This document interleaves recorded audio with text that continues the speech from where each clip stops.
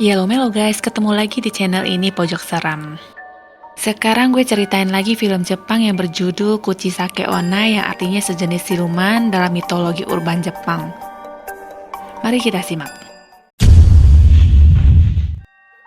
Sebuah rumor yang tersebar akhir-akhir ini adalah kemunculan seorang gadis yang bertubuh tinggi dan berambut panjang dengan kondisi mulut robek di kebun dekat sekolah khusus anak laki-laki. Cerita itu tidak hanya tren di kalangan remaja, tapi juga di kalangan bocah. Seorang gadis juga tampak menceritakan rumor itu kepada ayahnya. Ah masa, basi deh. Dulu ayah waktu sekolah juga rumor itu sudah tersebar di seluruh Jepang. Tapi tentu saja itu tidak benar. Reaksi orang-orang berbeda-beda. Saking ramainya gosip itu, bahkan seorang bocah pun menolak keluar di atas jam 5 sore karena kemungkinan bertemu makhluk itu sangat besar ketika sore menjelang malam. Seorang gadis kecil tampak dipukul oleh ibunya sampai melukai bibirnya. Berbeda lagi dengan 3 bocah ini, mereka malah penasaran ingin melihat wanita mulut robek itu. Ada juga yang menggambarkan ke papan tulis dengan ciri khasnya yang menanyakan apakah aku cantik. Terjadi gempa pada hari itu dan terdengar seorang bertanya apakah aku cantik. Sebuah lemari yang terikat tiba-tiba digunting oleh seorang perempuan yang memakai masker dengan tampang mengerikan dan bertanya apakah aku cantik.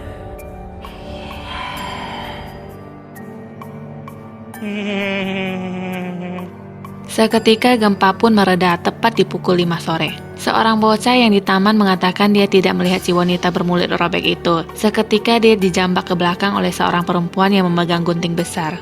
Kedua temannya pun kabur saking ketakutannya. Makanya apa mama bilang, kalau menjelang maghrib itu nggak boleh keluar rumah, pamali. Keesokan harinya, rumor tentang hilangnya wanita bermulut robek bersama seorang bocah pun tersebar. Semua orang membicarakannya. Gosip-gosipnya wanita bermulut robek itu akan mencari mangsa lainnya di sekolah ini, kata seorang bocah pada temannya.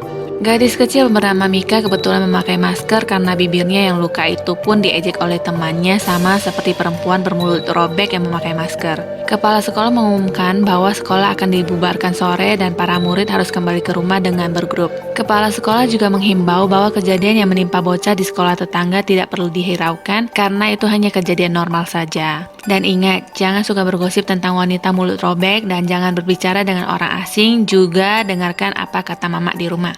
Kembali ke kelas, anak-anak ababil itu masih lanjut membuli Mika dengan mengatakan hal yang sama dan menuduhnya adalah perempuan bermulut robek yang menyembunyikan anak kecil itu sambil cekikikan. Sekarang cekikikan, nanti kau udah keciduk mewek. Seorang teman lainnya menyuruh mereka untuk menghentikan omong kosong mereka. Tentu saja mereka tidak mempedulikannya dan malah membuka paksa masker pada mulut Mika. Semua terdiam sesaat melihat mulutnya dan tiba-tiba seorang guru yang bernama Yamashita datang. Mereka pun segera kembali ke bangku masing-masing. Anak-anak akhirnya diantar pulang oleh sang guru. Mika tampak sedih melihat teman-temannya dijemput oleh masing-masing orang tua, sedangkan dia seperti anak hilang yang tak dianggap. Hore, mama datang menjemput. Tapi Mika menolak pulang bersamanya dan mengatakan dia akan pulang nanti. Ibu guru pun menawarkan untuk menemaninya. Di tempat lain ketika sekolah dibubarkan, samar-samar terdengar lagi ada yang mengatakan apakah aku cantik, disertai bunyi distorsi yang mengganggu telinga. Jawabannya adalah jelek bawaan orang. Kembali ke Mika, ibu guru Yamashita menanyakan apakah dia bertengkar dengan ibunya. Mika balik bertanya apakah ada ibu yang tidak suka sama anaknya. Bu guru menjawab itu mungkin, tapi yang pasti itu tidak terjadi padamu, karena dari tatapan mata ibumu dia sangat sedih ketika kau tidak ingin pulang dengannya. Padahal dalam hati emaknya, nih anak durhaka bikin malu, udah capek-capek belain jemput, malah gak mau pulang. Mika lalu membuka maskernya dan memperlihatkan memar hasil perbuatan ibunya. Bu guru itu menghiburnya dengan kata-kata mutiara dan mengatakan bahwa sesungguhnya ibunya sangat mencintainya. Sebelum bu guru selesai bicara, Mika memotongnya dengan mengatakan bahwa dia membenci ibunya. Jangan ngomong kayak gitu, sang guru Yamashita berteriak seperti memakai toa. Mika terkejut dan kabur dan dia ketangkap oleh sang artis yang lagi ramai dibicarakan itu. Mika pun meronta dan tangannya tidak sengaja membuka masker wanita itu dan memperlihatkan mulutnya yang robek. Bu Yamashita hanya bisa berdiri syok dengan mulut yang ternganga. Duh bu, tutup kali, hawanya gak enak loh nih. Mika pun dibawa pergi. Kejadian begitu cepat, polisi datang ke TKP dan memasang polis lain. Bu Yamashita pun ditanyai sebagai saksi. Ibu Mika terlihat syok dengan kehilangan anaknya. Bu Yamashita itu tampak berbicara dengan anaknya yang bernama Ai. Anaknya mengatakan kepadanya bahwa dia lebih suka pada ayahnya ketimbang ibunya karena ibunya sering memukulnya. Sang anak berlari dan diambil oleh perempuan monster itu. Kali ini dia tidak memakai masker dan membuka mulutnya. Gigi kau bersih juga ya, rajin scaling ya. Dan dia pun terbangun dari mimpinya. Di rumah Mika, ibunya tampak masih bersedih dan menyalahkan diri sendiri. Berita penculikan pun disiarkan dengan incaran penjahat seorang wanita yang memakai masker. Sahabat Mika begitu sedih dengan apa yang dialami Mika. Ayahnya mencetak brosur tentang hilangnya Mika dan memberikannya kepada anaknya agar bisa dibagikan dan ditempel di luar. Brosur-brosur yang kau kita di sini macam iklan sedot WC yang ditempel-tempel di tiang listrik itu loh. Setelah kejadian itu, sekolah pun dibubarkan. Bu Yamatsita dan Pak Matsuzaki berbincang seputar masalah wanita bermulut robek itu dan memberikan sebuah foto kepadanya. Bu Yamatsita mengatakan bahwa wanita yang difoto itu terlihat sangat mirip dengan perempuan monster itu. Dia mendesak Pak Matsuzaki untuk mengatakan sesuatu yang mungkin dia tahu untuk menyelamatkan Mika. Belum sempat dijawab, tiba-tiba Pak Matsuzaki mendengar lagi suara dengan kalimat, "Apakah aku cantik?" Udah dibilang enggak, nanya lagi. Sedangkan Bu Yamashita sepertinya tidak mendengar apa-apa. "Bersihin telinganya kali, Bu." Pak Matsuzaki pun segera pergi tapi disusul oleh Bu Yamashita dan terus menanyainya. Di dalam perjalanan, Pak Matsuzaki mulai menceritakan bahwa foto itu adalah foto 3 tahun yang lalu. Di setiap kejadian penculikan, Pak Matsuzaki seperti mendengar suara perempuan aneh yang bertanya, "Apakah aku cantik?" "Iya deh, cantik banget." Terus kedua guru itu langsung menuju ke rumah seorang murid mereka. Sesampainya di sana, anak murid yang sedang membukakan pintu itu tiba-tiba diambil oleh perempuan monster itu. Mereka pun masuk dan mengejarnya. Monster itu akhirnya melepaskan anak kecil itu. Terjadi tatap mata di antara monster itu dan Pak Matsuzaki sambil bertanya, "Apakah aku cantik?" "Au ah." Setelah itu, dia mengerahkan gunting itu dan ditahan oleh Pak Matsuzaki. Gunting itu melukai lengannya, perkelahian pun dimulai. Dari samping, Bu Yamashita menikam monster itu dengan pisau. "Apa sih ini ganggu deh." Tidak mau kalah, Bu Yamashita kembali menikamnya berkali-kali sampai dia roboh. Tapi yang lebih anehnya lagi, ternyata yang tergeletak tak berdaya itu hanyalah manusia biasa. Berdasarkan kartu identitasnya, nama orang itu adalah Yoshida. Itu hanyalah seperti perangkap halusinasi.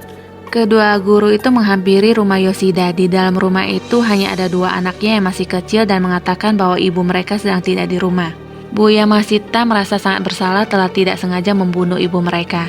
Pak Matsuzaki pun akhirnya membuka rahasia dan dia menceritakan bahwa wanita yang berada di foto itu bernama Taiko Matsuzaki, yang juga adalah ibu dari Pak Matsuzaki. Ketika Pak Matsuzaki dan saudaranya masih kecil, mereka kerap dianiaya oleh ibu mereka. Kedua saudara mereka hilang dan tiba-tiba ibunya pun ikut menghilang. Lah, kok bisa begitu? Ditutup wewe gombel kali ya? Tinggallah dia sendiri. Sejak saat itu, rumor perempuan mulut robek bertubuh tinggi, berambut panjang dan memakai masker itu tersebar di kalangan masyarakat. Seperti ini, sejak saat itu Pak Matsuzaki kecil dikirim ke rumah penampungan dan dia sangat ketakutan untuk keluar rumah. Sudah sekian lama berlalu dan sekarang dia kembali. Tiba-tiba terdengar lagi suara, "Apakah aku cantik?"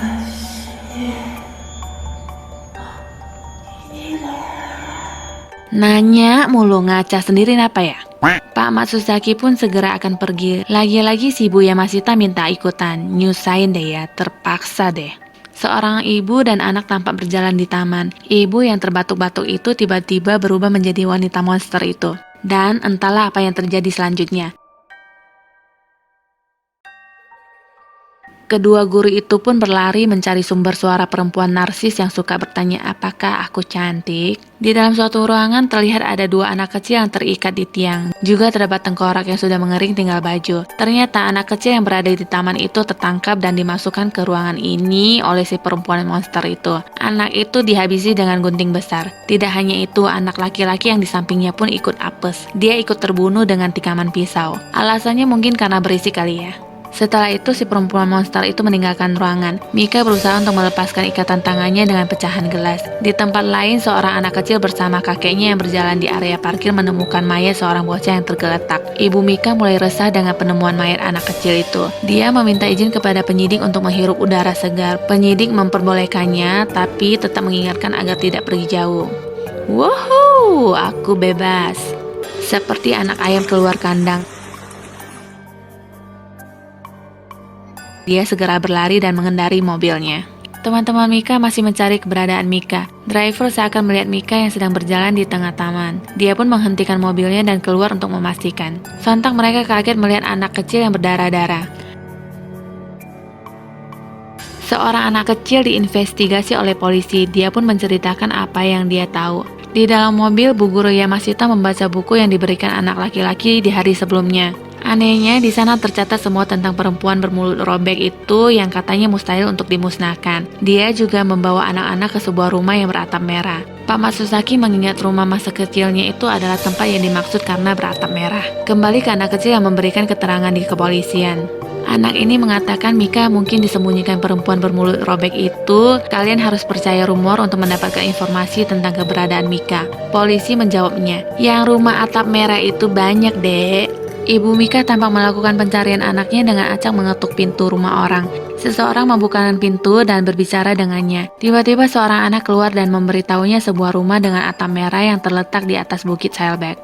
Tentu saja semua yang diomongkan para bocah berdasarkan rumor atau legenda yang beredar. Kedua guru itu menuju ke rumah masa kecilnya dan ternyata di papan petunjuk jalan itu tertulis Sailback Hill. Di dalam rumah itu, Mika masih berusaha membuka ikatan tangannya. Tapi pertanyaannya, itu sumpelan mulut kok nggak dilepeh-lepeh ya? Lumayan kali ya, ngelap liur. Tibalah kedua guru itu di rumah beratap merah yang legendaris itu. Mereka pun masuk dan memanggil nama Mika. Tiba-tiba Pak Guru melihat sebilah pisau yang tergeletak di lantai dan mengingat kembali bagaimana ibunya bisa menjadi wanita dengan mulut yang robek. Diceritakan kembali dulu waktu dia kecil ibunya sering terbatuk-batuk, sesak nafas, makanya dia menggunakan masker. Curiga, kena corona lu ya? Dia seperti mempunyai dua kepribadian. Setelah dia memukul anaknya, dia seperti tidak sadar telah melakukan itu semua dan meminta maaf kepada putranya. Saking merasa bersalah, dia pun berlari keluar dan mengambil sebilah pisau dan menyuruh putranya untuk memenggal kepalanya dan mengakhiri semuanya. Putranya tentu ragu melakukan itu. Tiba-tiba wanita itu kembali terbatuk-batuk. Woi, masker woi. Dia mendapati sebuah gunting dan mengarahkan ke putranya. Sepersekian detik dia tampak berubah menjadi orang lain lagi, lalu kembali membujuk putranya untuk menikam lehernya karena jika tidak maka nyawa anaknya yang akan terancam. Sewaktu ibunya berubah dan ingin menikamnya kembali, anak itu tidak sengaja mengarahkan pisaunya dan mengenai mulut ibunya sampai robek dan menusuk ibunya. Sekarang dia paham kenapa selalu ada suara yang terdengar yang selalu mengatakan tikam lehernya. Setelah itu dia memakaikan ibunya masker dan baju. Dia menyembunyikan ibunya yang entah sudah mati atau belum di ruangan itu begitu saja. Pak Matsusaki menyenter ke dalam ruangan itu tapi tidak menemukan apapun. Tapi yang lebih mencurigakan yaitu ada sebuah lubang di dinding. Mereka pun masuk dan menemukan Mika. Pak Guru tercengang melihat jasad yang sudah menjadi tengkorak itu. Kemungkinan itu adalah jasad kedua kakaknya. Ketika mereka hendak keluar, lagi-lagi terdengar suara pertanyaan itu lagi. Arahkan ke... Kemana sih Gak selesai-selesai ngomong diulang-ulang mulu. Mereka pun mencari asal suara itu. Tiba-tiba Pak Guru itu pun ditikam dari belakang oleh perempuan yang merupakan ibunya sendiri memakai gunting. Tidak sampai di sana, dia juga menggunting pergelangan kaki dan menyeretnya. Bu Guru mencoba kabur dan mencari jalan keluar. Tiba-tiba monster itu pun kembali muncul dan menganiaya Bu Guru dan Mika. Di ruangan itu, monster perempuan itu tetap menyiksa Pak Guru. Dia terus menendang-nendang seolah lagi latihan sepak bola sampai Pak Guru itu tidak bersuara, barulah dia pindah dan merencanakan menyiksa Mika. Nah, tepat waktu, Mama Mika pun datang dan sampai di rumah itu. Dia menemukan Bu Guru yang tergeletak dan menanyakan keberadaan Mika. Ibu Mika pun masuk ke dalam ruangan tersembunyi itu dan melihat monster itu sedang menendang-nendang anaknya. Bu Guru memungut sebilah pisau dan ikut masuk ke ruangan itu. Bu Guru itu kaget melihat Ibu Mika yang tertusuk tanpa adanya perlawanan. Bu Guru meneriaki namanya. Taiko, sudah cukup, hentikan. Disusul oleh Pak Guru yang menyuruhnya untuk berhenti. Mau berhenti nggak? Kalau bahasa Jepangnya seperti ini nih. Tomaremasu ka? Sebelum dia melanjutkan aksinya, dia lebih dulu ditikam oleh Bu Guru tepat di belakang pundak atasnya. Ketika Pak Guru ingin menikam lehernya untuk menyelesaikan semuanya, tiba-tiba dia berubah lagi seperti manusia biasa. Sekarang giliran Ibu Mika yang menunjukkan gejala-gejala batuk dan berubah menjadi monster itu. Pak Guru menahan kaki monster itu dan menyuruh Bu Guru dan Mika segera pergi. Pak Guru itu pun menjadi sasaran kemarahan monster itu. Perkelahian pun terjadi. Pak Guru menusuknya dan monster itu kembali menyebut leher. Dan Pak Guru itu pun menghujamkan pisaunya ke arah leher monster itu.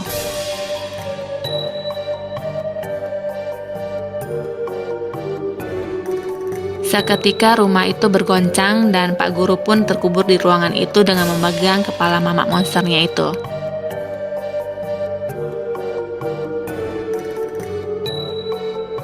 Bu Guru dan Mika akhirnya selamat. Roh perempuan bermulut robek itu berdiri di sana dengan sosok yang mengerikan.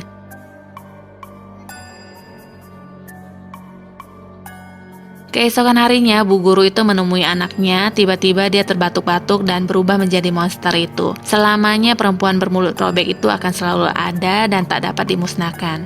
Terima kasih sudah menyaksikan shortcut film ini. Jangan lupa subscribe, like, and share. Juga mengaktifkan lonceng untuk mengetahui updatean film lainnya ya. See you!